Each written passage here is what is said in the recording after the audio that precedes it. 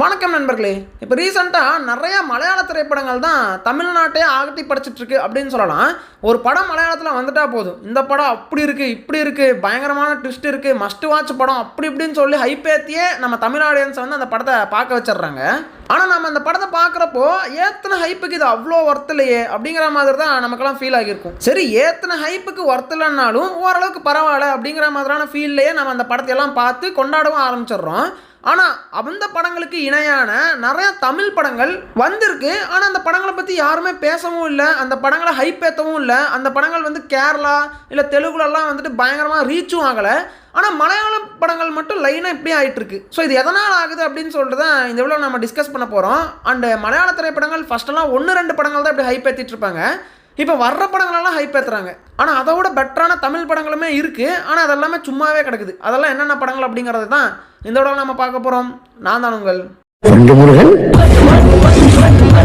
Thank you your honour, thank you.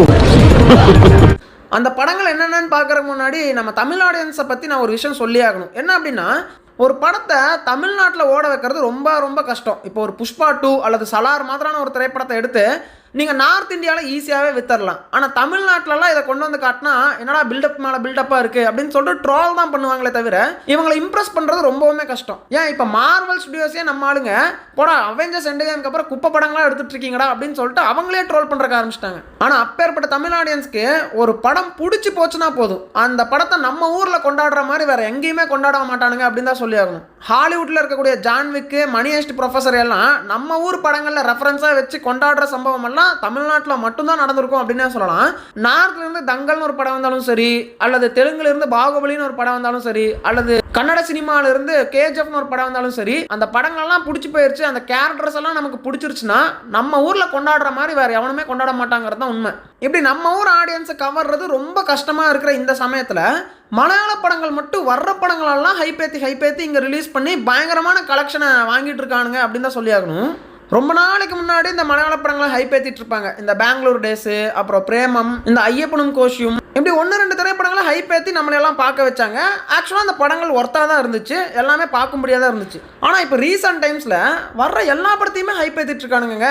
அதுவும் இந்த 2024 மட்டும் பார்த்தீங்கன்னா Manjummel Boys, Premalu, Bramayugam, Aavesham, Goat Life, ARM, Vaazha, Guruvayoor Ambalanadayil, Marco, Pani, இந்த மாதிரி ஏகப்பட்ட திரைப்படங்களை சொல்லிட்டே போகலாம். இந்த படங்களெல்லாம் நான் பார்த்ததுக்கான காரணம் என்னென்னா அந்த ஹைப்பு தான். படங்கள் நல்லா இருக்குன்னு ஹைப் ஏற்றியதே என்னை இந்த படங்களெல்லாம் பார்க்க வச்சாங்க.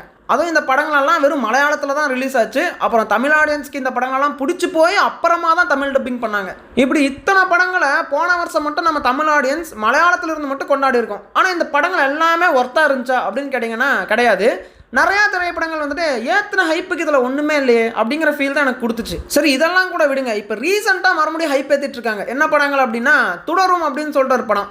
இந்த படத்தை ஏதோ திருஷ்யம் ரேஞ்சுக்கு ஹைப் ஏற்றினாங்க. இந்த படம் பார்க்குறப்போ இது அவ்வளோ ட்விஸ்ட் அண்ட் டர்ன் இருக்கக்கூடிய ஒரு இன்வெஸ்டிகேஷன் படம் மாதிரிலாம் தெரியலையே, நார்மலான ஒரு கிரைம் த்ரில்லர் மாதிரி தான் தெரிஞ்சுது. இந்த துடரும் படம் மாதிரி ஏகப்பட்ட படங்கள் நம்ம தமிழ் சினிமாலே இருக்குது. ஆனால் இந்த படம் மட்டும் நல்லா ஹைப் ஏற்றி தமிழ்லாம் ரிலீஸ் பண்ணி 200 crores மேலே வசூல் பண்ணிட்டாங்க. அதே மாதிரி தான் ஆலப்புழா ஜிம்கானா அப்படிங்கிற படமும் ரொம்ப சூப்பராக இருக்குது, காமெடியாக இருக்குன்னு சொல்லிட்டு ஹைப் ஏற்றிட்டு இருந்தாங்க.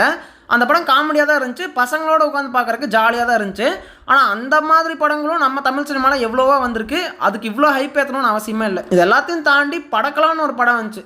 அதுக்கு வந்துட்டு பார்த்தீங்கன்னா ஹைப்பு கொடுத்தாங்க பாருங்கள். இந்த படம் பார்க்கலன்னா உங்களுக்கு தாண்டா லாஸ் அது இதுன்னு சொல்லிட்டு பயங்கரமான ஹைப் ஏற்றி இன்ஸ்டாவில் நான் ரீல்ஸை தள்ளுனாவே போதும் இதே தான் வரும். இப்போ அந்தளவுக்கு வந்து பார்த்தீங்கன்னா ஹைப் ஏற்றி வச்சுருந்தாங்க. சரி, அப்படி என்னதான்டா இருக்குது அப்படின்னு சொல்லிட்டு போய் பார்த்தா இந்த பாடி ஸ்வாப் அப்படிங்கிற ஒரு விஷயத்தை எப்படி காமெடியாக காட்டலாம் அப்படின்னு சொல்லிட்டு இந்த படத்தில் பண்ணியிருந்தாங்க. ஓரளவுக்கு பரவாயில்ல, நல்ல படம் தான். ஆனால் ஏற்றின ஹைப்புக்கெல்லாம் ஒன்றுமே இல்லையே. அதாவது இந்த மாதிரி கான்செப்டில் எவ்வளவோ ஹாலிவுட் படங்கள் வந்திருக்கு, எவ்வளவோ இந்தியாவிலையும் படங்கள் வந்திருக்கு, நம்ம தமிழ் சினிமாலே போகன் ஒரு படம் வந்திருக்கு. இந்த மாதிரி ஏகப்பட்ட படங்கள் இருக்கிறப்போ அது எல்லாத்தையும் தாண்டின ஒரு படம் மாதிரி இதுக்கு ஹைப் கொடுக்கறது தான் கொஞ்சம் ஓவராகவே எனக்கு ஃபீல் ஆச்சு. ஆக்சுவலாக அந்த படக்கலம் படத்தில் ஒரு சீனை தான் ரொம்பவுமே சூப்பர்னு சொல்லிட்டு இருந்தாங்க. அந்த கிளாஸ் ரூமில் நம்ம ஹீரோ வந்து மாஸ்க் காட்டுற சீனு. ஆக்சுவலாக அந்த சீன் வந்தப்போ எனக்கே ஒரு செகண்ட் கூஸ் பம்ஸாக தான் இருந்துச்சு. அந்த சீன் மாசாக தான் தோணிச்சு. பட் ஓவரால் படமாக பார்க்குறப்போ இது எல்லாரையும் தூக்கி சாப்பிட்ற அளவுக்கு ஒர்த்தான ஒரு படமாக இருக்குன்னுலாம் சொல்லிட முடியாது. அண்ட் ஆல்சோ இது வந்துட்டு இட்ஸ் வாட்ஸ் இன்சைட் அப்படிங்கிற ஒரு ஹாலிவுட் படத்தினுடைய அப்பட்டமான காப்பி தான் இந்த படக்கலம் திரைப்படம் அப்படின்னே சொல்லலாம். சரி, ஓகே. ஸோ இந்த மாதிரி நிறையா திரைப்படங்கள் மலையாளத்துலேருந்து வருது, தமிழில் நல்லா ஓடுது. இது ஒரு நல்ல விஷயம் தான், ஆரோக்கியமான விஷயம் தான். அடுத்தவங்க ஸ்டேட் படம் நல்லா இருக்குது, இங்கே ஓடுது. நம்ம ஊர் படங்கள் இதை விட ஒர்த்தான படங்களெல்லாம் இங்கே ஓடாமல் போயிருக்கு. அதை பற்றி கொஞ்சம் பேசுவோமா?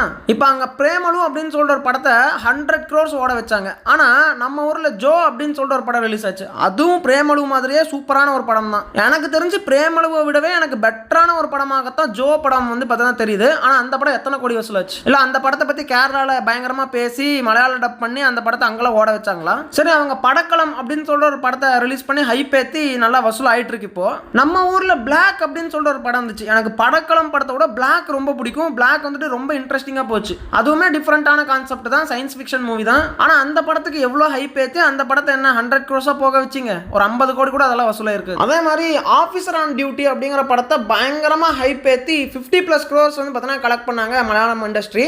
ஆஃபீஸர் ஆன் டியூட்டியுமே அவ்வளோ சூப்பரான படம்லாம் கிடையாது. இப்போ ரீசெண்டாக நம்ம ஊரில் வந்து டிஎன்ஏ நேற்று தான் வந்துச்சு. இந்த டிஎன்ஏவை கம்பேர் பண்ணுறப்போ ஆஃபீஸர் ஆன் டியூட்டி வந்துட்டு அவ்வளோ சூப்பரான படம்லாம் நான் ஒத்துக்க மாட்டேன். அப்போ அந்த படமே 50 crores கலெக்ஷன்னா இப்போ டிஎன்ஏ எவ்வளோ பண்ணுன்னு நினைக்கிறீங்க? அவங்க ஊரில் வர்ற எல்லா சின்ன சின்ன திரைப்படங்களையுமே நல்லா ஹைப் ஏற்றி 50 crores 100 crores 200 crores கலெக்ட் பண்ணிட்டே இருக்காங்க. நம்ம ஊரில் வந்து டாடா திரைப்படம் 50 crores போயிருக்குமா? ஆனால் அது நல்ல படம் தான். அதே மாதிரி குட் நைட் திரைப்படம் எவ்வளோ crores போச்சு? அது சூப்பரான ஒரு படம். ஜோ சொல்லலாம், லவ்வர் சொல்லலாம். இந்த மாதிரி நல்ல நல்ல திரைப்படங்கள் வந்தாலுமே பெருசா கலெக்ஷன்லாம் பண்ண மாட்டேங்குது, பெருசா ஹைப்பும் ஏற்ற மாட்டேங்கிறானுங்க. அதுதான் ஏன் புரிய மாட்டேங்குது. நம்ம ஊரில் அப்போ எந்த படங்களுக்குமே ஹைப் ஏற்றுறது இல்லையா ப்ரோன்னு கேட்டிங்கன்னா அப்படிலாம் கிடையாது.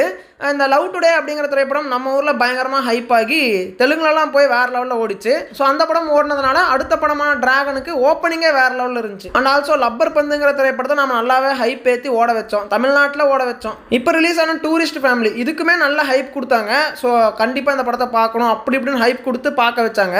இதுவுமே நல்லா கலெக்ட் பண்ணப்பட்ட படம் தான். அப்புறம் இப்போ ரீசெண்டாக 11 அப்படிங்கிற படம், இந்த படத்துக்கும் பயங்கரமாக ஹைப் ஏற்றிட்டு இருக்காங்க. ஆனால் இந்த படம் வந்துட்டு நல்லாவே ஹைப் ஏற்றி நல்லா கலெக்ஷன் பண்ணிட்டு இருக்கு. இப்போ அது ஒரு சந்தோஷமான விஷயம் தான் நான் சொல்லுவேன். இந்த மாதிரி ஏதோ 1-2 திரைப்படங்கள் வந்துட்டு தமிழ் சினிமாவிலேருந்து நல்லா ஹைப் ஏற்றுறாங்க, நல்லா ரீச் கிடைக்குது. ஆனால் மலையாளம் சினிமாவை பொறுத்த வரைக்கும் இப்போ வர்ற எல்லா படங்களுக்குமே இந்த ஹைப் தொடர்ந்து ஏற்றிக்கிட்டே இருக்காங்க. ஒரு ஆவரேஜான படமாக வந்துச்சுனாவே போதும், இது வந்துட்டு மஸ்ட் வாட்ச் ஃபிலிம் அப்படின்னு சொல்லிட்டு நம்ம மனசை மாற்றி பிரெயின் வாஷ் பண்ணி அந்த படத்தை நம்மளை பிடிக்கவே வச்சிடுறாங்க. அப்படி தான் வந்து பார்த்தீங்கன்னா ஓடிக்கிட்டு இருக்குது மலையாளம் இண்டஸ்ட்ரி. நான் தப்பு சொல்லலை அவங்கள, நான் வந்துட்டு ஒரு கணமும் வந்து மலையாளம் இண்டஸ்ட்ரி இப்படி பண்ணக்கூடாது, ஹைப்பெல்லாம் ஏற்றக்கூடாதுன்னா நான் சொல்லவே கிடையாது. அவங்க ப்ரொமோட் பண்ணுறாங்க, அதுக்கேற்ற மாதிரி நம்ம ஆடியன்ஸ்க்கு ஒரு சிலருக்கு பிடிக்குது, பிடிக்காமல் போகுது, அதெல்லாம் இருக்கட்டும். ஆனால் நம்ம ஊர் படங்கள் மட்டும் ஏன் அவ்வளோ கலெக்ஷன் ஆக மாட்டேங்குது? பிரேமலும் 100 crores ஆனால் ஜோ வந்து அப்படி ஆகலை. அதே மாதிரி தான் ஐடென்டிட்டின்னு ஒரு படத்தை வந்து ஹைப் ஏற்றிட்டு இருந்தாங்க. அது ஆக்சுவலாக ரொம்ப சூப்பரான ஒரு படம்னு சொல்லிட முடியாது. ஆனால் தமிழில் வந்துட்டு பார்த்தீங்கன்னா அதோ முகம் அப்படின்னு சொல்லிட்டு ஒரு திரைப்படம், அந்த படம் வந்து ஹைப் ஏற்றவே இல்லை, அவ்வளோ சூப்பரான ஒரு படம் அது. ஆனால் அதெல்லாம் ஹைப் ஏற்றி ஓட வச்சுருந்தா வேறு லெவலில் ஓடி இருக்க வேண்டிய ஒரு படம் தான். தாராளமாக 50 crores கலெக்ட் பண்ணியிருக்க வேண்டிய ஒரு படம் தான் அதோ முகம்லாம். இப்போ மலையாளம் இண்டஸ்ட்ரின்னு இல்லை, இந்த கன்னட இண்டஸ்ட்ரியில் கூட காந்தாரா படத்துக்கு எவ்வளோ ஹைப் ஏற்றுனாங்கன்னு நம்ம எல்லாருக்குமே தெரியும். ஆனால் நிறையா பேருக்கு அந்த படம் ஓவர் ரேட்டடாக தான் தெரிஞ்சுது. ஆனால் அதை கொண்டாடின நாம ஹிந்தியில் வந்துட்டு தும்பாட் அப்படின்னு சொல்லிட்டு ஒரு திரைப்படம் இருக்குது. அந்த படம் இருக்குன்னு சொல்லி எத்தனை பேருக்கு தெரியும்னு எனக்கு தெரியல. அந்த படத்தை கொண்டாட தவறிட்டோம் அப்படின்னு தான் நான் சொல்லுவேன். அது அவ்வளோ ஒர்த்தான ஒரு படம், காந்தாராவை விட ஒரு 4 times பெட்டரான ஒரு படம் தான் தும்பாட் அப்படின்னு நான் சொல்லுவேன். ஆனால் அந்த படத்துக்கு பெருசாக ஹைப்பும் ஏற்றலை, அந்த படம் பெருசாக கலெக்ஷனும் நடக்கலை. இப்போ ரீரிலீஸ் பண்ணியே அந்த படம் 30 crores கலெக்ஷன் சொல்கிறாங்க. ஆனால் ரிலீஸ் ஆன டைமில் அந்த படம் பெருசாக போகவே இல்லை. ஏன் அப்புறம் மலையாளம் இண்டஸ்ட்ரி மேலே உங்களுக்கு பொறாமையா அப்படின்னு கேட்டிங்கன்னா பொறாமன்னுலாம் சொல்ல முடியாது. அவங்க வந்து நல்ல படங்கள் எடுக்கிறாங்க, சம்பாதிக்கிறாங்க, ஓகே. ஆனால் அவங்க ஏற்றுற மாதிரியான ஹைப்பு, அவங்களுக்கு நடக்கிற அந்த விஷயம் வந்துட்டு நம்ம தமிழ் மூவிஸ்க்கு மேக்ஸிமம் நடக்க மாட்டேங்குது. நிறைய நல்ல படங்கள் நம்ம தமிழில் இருந்துமே அதுக்கு ஹைப் ஏற்ற மாட்டேங்கிறாங்க. 50 crores 100 crores போக மாட்டேங்குது. ஸோ இதெல்லாம் நினச்சி பார்க்குறப்போ ஒரு ஆதங்கமாக இருக்குது அப்படின்னு நான் சொல்கிறேன். சரி, ஓகே நண்பர்களே, இதே மாதிரி வேறு எந்த திரைப்படங்களெல்லாம் நம்ம தமிழ் சினிமாவில் நல்லா ஹைப் ஏற்றி இருந்தால் நல்லா போய் 50 crores கலெக்ட் பண்ண வேண்டிய படமாக வந்திருக்கும். ஆனால் ஹைப் ஏற்றாதனாலே அந்த படங்களெல்லாம் பெருசாக போகலை அப்படின்னு உங்களுக்கு ஏதாவது ஃபீல் ஆச்சுன்னா மறக்காமல் கமெண்ட்டில் சொல்லுங்கள். அண்ட் ஆல்சோ மலையாள படங்கள் பயங்கரமாக ஹைப் ஏற்றி அதை நீங்கள் பார்க்குறப்போ என்னடா ஏத்தனை ஹைப்புக்கு ஒன்றுமே இல்லையடா அப்படின்னு ஃபீல் ஆச்சுன்னா அதையும் மறக்காமல் கமெண்ட்டில் சொல்லுங்கள் நண்பர்களே. உங்களை நான் அடுத்த வீடியோவில் சந்திக்கிறேன்.